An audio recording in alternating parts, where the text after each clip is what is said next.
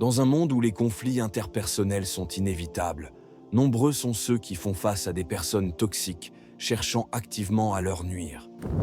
Que ce soit au travail, dans votre cercle social, ou même au sein de votre famille, ces individus peuvent transformer votre quotidien en véritable épreuve. Ils s'acharnent à vous rabaisser, saboter vos efforts et ternir votre réputation. Mais imaginez disposer des techniques psychologiques permettant de neutraliser complètement ces personnes, sans jamais recourir à la violence, à la confrontation directe ou aux paroles blessantes. Des méthodes éprouvées qui vous permettraient non seulement de garder le contrôle de la situation, mais aussi de retourner leur négativité contre eux-mêmes, les rendant totalement inefficaces dans leur tentative de vous nuire. Ces 5 techniques que nous allons explorer en profondeur vous permettront de rester digne et intègre tout au long du processus. Contrairement aux approches conventionnelles, elles ne vous demanderont pas de vous abaisser au niveau de votre adversaire. Au contraire, elles vous élèveront et vous feront sortir plus fort de ces confrontations.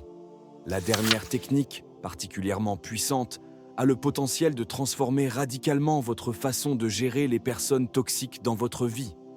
Technique numéro 1. Maîtrisez l'art du calme face à la provocation. Le secret peut-être le plus puissant pour neutraliser un adversaire réside paradoxalement dans l'inaction totale. Pour comprendre ce principe, imaginez cette situation.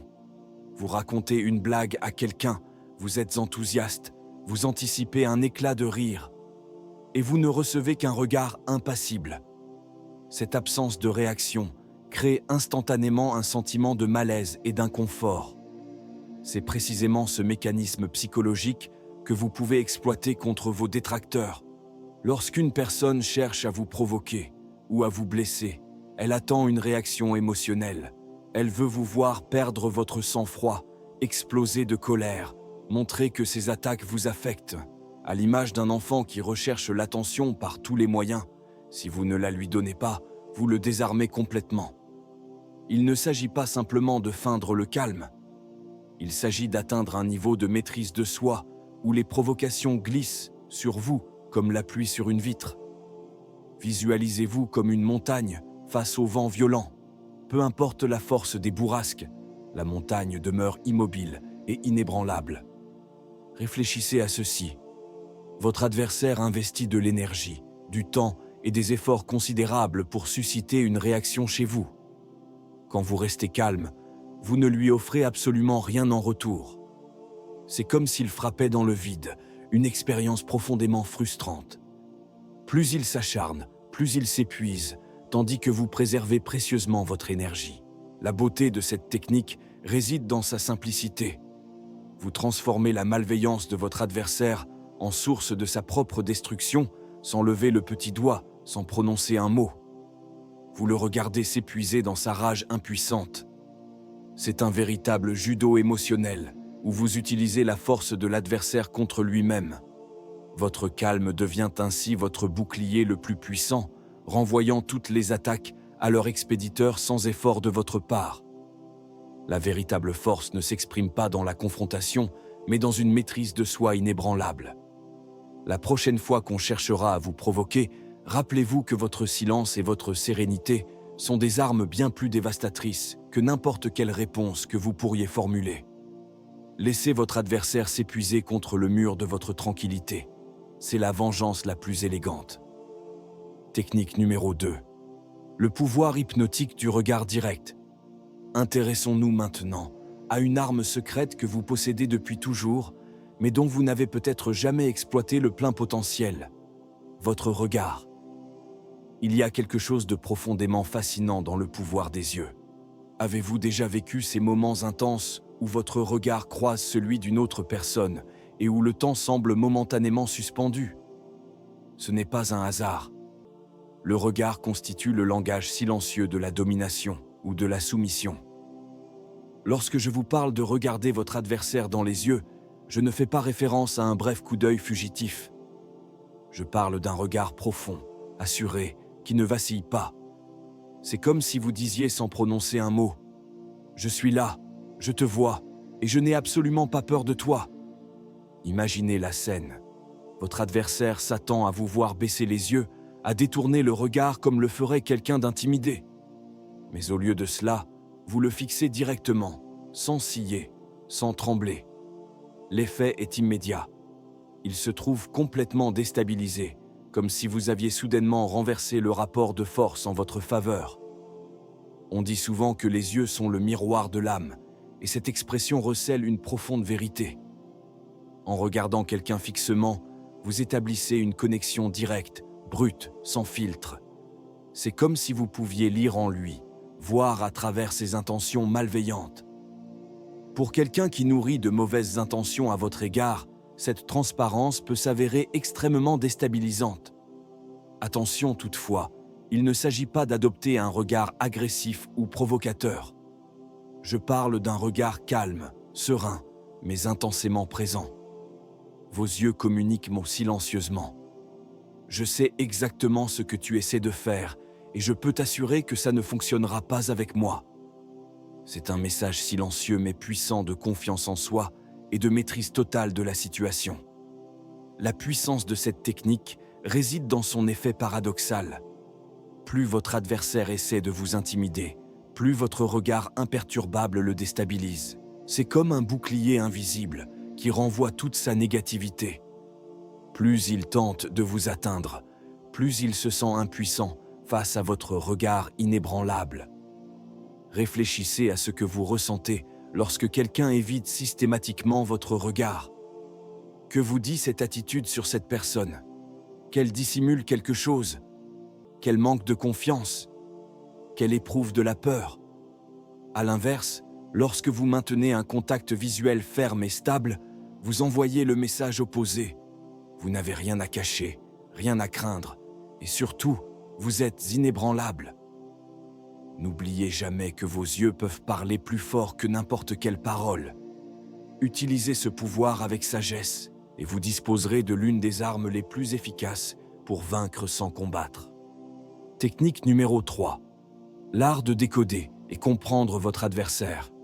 Passons maintenant à une dimension véritablement fascinante. L'art de comprendre votre adversaire en profondeur. Quand je parle de compréhension, je ne me limite pas à identifier superficiellement qui il est. Je fais référence à une analyse profonde, presque chirurgicale, de ce qui le motive réellement. Vous connaissez certainement cette citation de Sun Tzu. « Connais ton ennemi et connais-toi toi-même, et tu pourras livrer sans bataille, sans jamais être en péril. » Ce n'est pas simplement une belle formule rhétorique, mais une vérité stratégique absolue. Imaginez posséder une sorte de rayon X émotionnel, vous permettant de voir à travers les actions de votre adversaire directement dans les profondeurs de sa psyché. Car voyez-vous, personne n'agit par pure méchanceté gratuite. Il existe toujours quelque chose de plus profond. Une blessure non cicatrisée, une jalousie dévorante, une frustration enfouie. C'est là que cette technique devient véritablement intéressante. Souvent, les personnes qui nous attaquent avec le plus de virulence sont précisément celles qui nous envient le plus intensément. Elles détestent en nous ce qu'elles n'arrivent pas à être ou à posséder elles-mêmes. C'est comme un miroir déformant qui leur renvoie leurs propres échecs et insécurités. Prenez par exemple cette personne qui s'efforce constamment de vous rabaisser professionnellement. Vous pourriez penser qu'il s'agit de simple méchanceté gratuite, détrompez-vous. Dans 9 cas sur 10, cette personne est rongée par le sentiment de ne pas être à la hauteur, de ne pas avoir réussi comme vous. Son hostilité n'est qu'un masque qui dissimule mal son propre sentiment d'inadéquation. Attention cependant, je ne vous suggère pas d'excuser son comportement toxique. Je vous invite plutôt à acquérir un avantage stratégique décisif. Quand vous identifiez les blessures profondes de quelqu'un, vous localisez précisément ses points faibles. C'est comme disposer d'une cartographie détaillée de toutes ses vulnérabilités. Plus fascinant encore, pendant que vous analysez méthodiquement votre adversaire, lui reste aveuglé par sa propre haine et sa colère. Il ne réalise même pas que chacun de ses mouvements devient prévisible, que chacune de ses attaques révèle davantage ses faiblesses.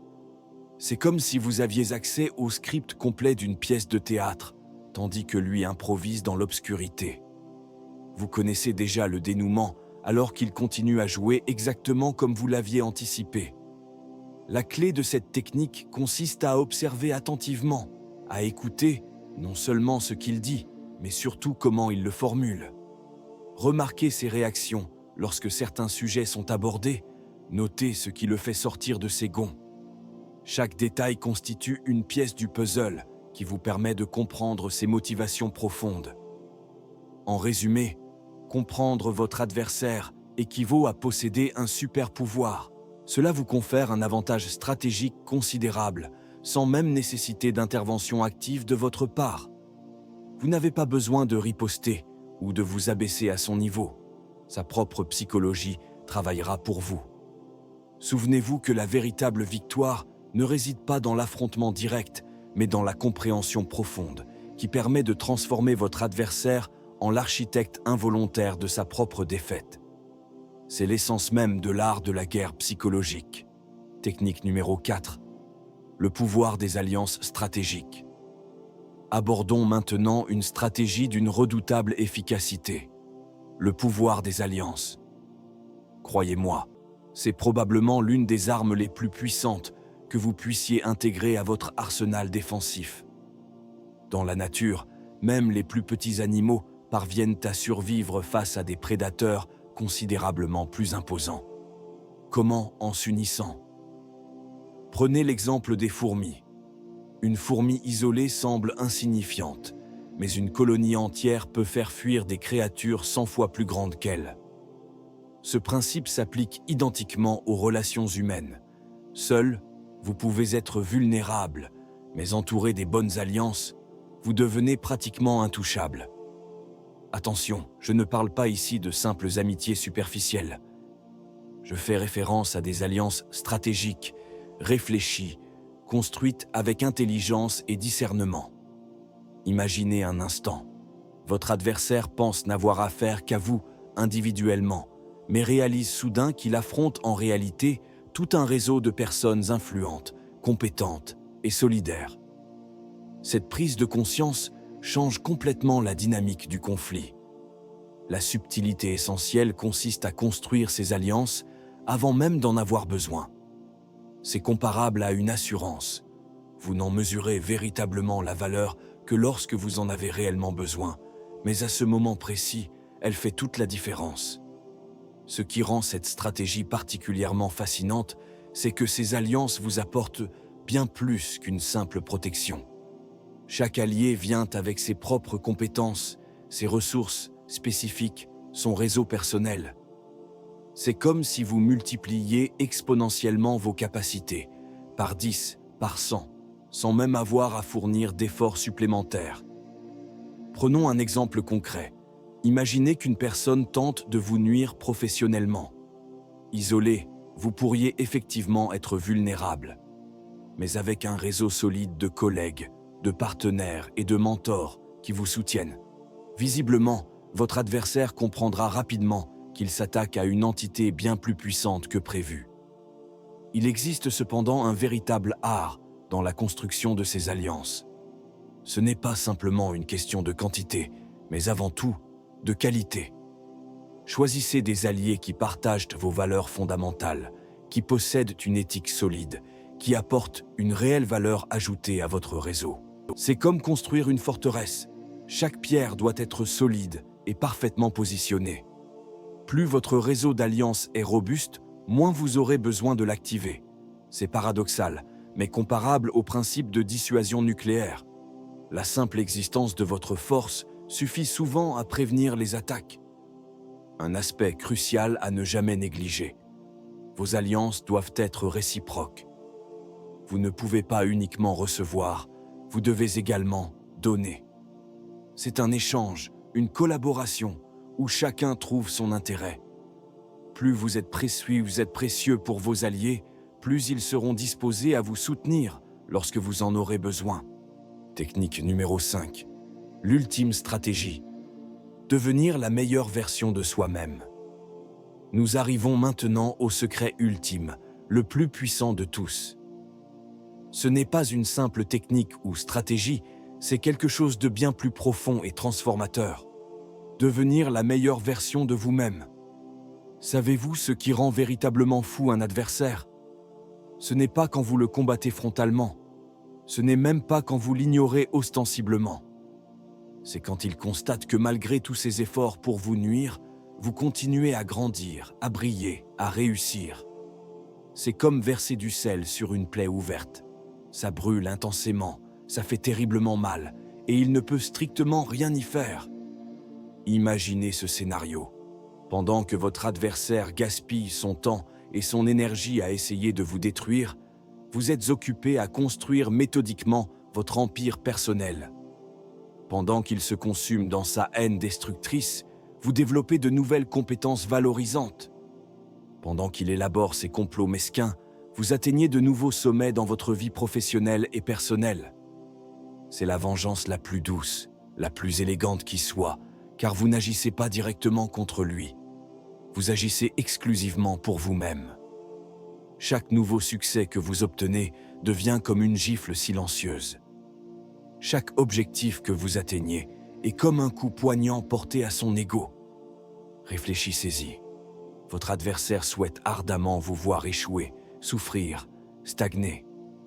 Alors quoi de plus délicieusement ironique que de transformer sa négativité en carburant pour votre propre succès? C'est comme si vous preniez tout le poison qu'il tente de vous administrer et le transformiez en élixir de croissance personnelle. Je tiens à souligner un point fondamental. Le succès constitue la meilleure des vengeances. Quand vous réussissez, quand vous brillez, quand vous atteignez vos objectifs, vous ne faites pas que gagner. Vous rendez les attaques de votre adversaire complètement insignifiantes et dérisoires. Imaginez la frustration profonde de quelqu'un qui s'évertue à vous faire tomber et qui constate que non seulement vous restez fermement debout, mais que vous vous élevez encore plus haut. C'est comme s'il tentait d'éteindre un incendie avec de l'essence. Chaque tentative ne fait que vous rendre plus fort, plus résilient. Chaque fois que votre adversaire tente de vous atteindre, utilisez cette énergie négative comme motivation supplémentaire. Il affirme que vous n'y parviendrez jamais. Prouvez-lui le contraire par vos actes. Il essaie de semer le doute en vous. Transformez ces doutes en détermination inébranlable. Et progressivement, quelque chose de magique se produit. Ces attaques commencent à vous paraître petites, insignifiantes, presque risibles. Pendant qu'il reste enlisé dans sa négativité stérile, vous évoluez, vous grandissez, vous devenez une version améliorée de vous-même. En définitive, c'est ça la véritable victoire. Non pas d'abattre votre adversaire, mais de vous élever tellement au-dessus de ses attaques qu'elles ne peuvent plus vous atteindre. C'est comme construire une tour tellement haute que ses pierres ne peuvent plus vous toucher, aussi fort qu'il les lance. Conclusion. En appliquant ces 5 principes fondamentaux pour neutraliser un adversaire sans jamais le combattre directement, restez parfaitement calme face à la provocation.